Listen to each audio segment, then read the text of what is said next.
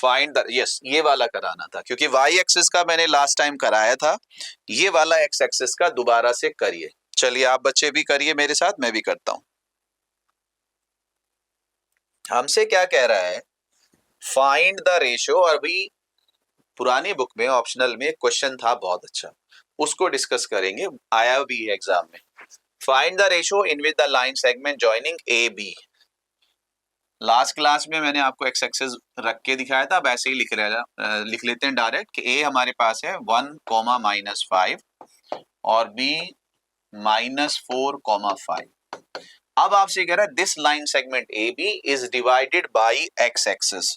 Divided by x axis नहीं होता है, मान लीजिए ये एक्स एक्सिस है तो एक्स एक्सिस से मतलब नहीं है, इस पॉइंट से मतलब है। ये पॉइंट डिवाइड कर रहा होगा ए बी को, बट ये पॉइंट कहां पे लाई कर रहा है, एक्स एक्सिस पे। अब अगर एक्स एक्सिस पे लाई कर रहा है तो क्या आपको प्रॉपर्टी मालूम है कि एक्स एक्सिस पे जो पॉइंट होता है वो कैसा होता है? कोई बताएगा?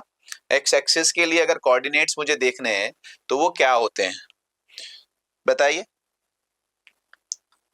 हम आपसे क्या कह रहे हैं, लेट पी। अब इसके कोऑर्डिनेट बताओ, एक्स एक्सिस पे क्या होगा सर? एक्स एक्सिस पे y 0 होता है, तो let P x comma 0 on x axis divides A B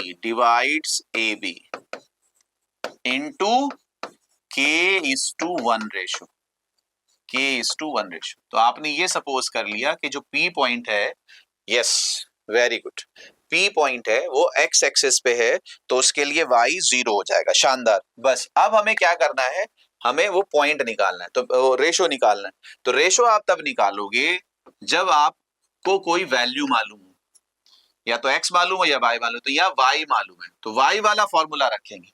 तो नाउ y वाला फॉर्मूला क्या होता है, m1y2 m2y1 upon m1 plus m2। बस एक क्वेश्चन और है, 2 क्वेश्चन थे, फिर उसके बाद में एक्स्ट्रा क्वेश्चंस करेंगे जो बोर्ड में आए हुए हैं, सैंपल पेपर्स में आए हुए हैं। अब जरा यहाँ रखो, y की वैल्यू हो गई 0, m1 की वैल्यू हो गई k।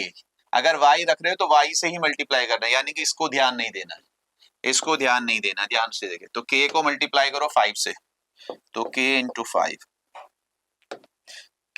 5 प्लस 1 इंटू -5, माइनस को थोड़ा सा ध्यान से रखना है, अपॉन k+1।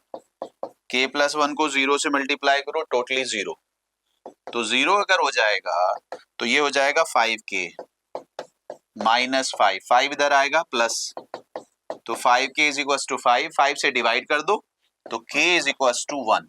तो जो रेशो आता है वो आता है k:1, k:1। तो 1 आया हमारा, तो 1:1 हमारा आंसर। तो हमारा आंसर आ गया 1:1। वेरी गुड, शाबाश बच्चे, बहुत अच्छे।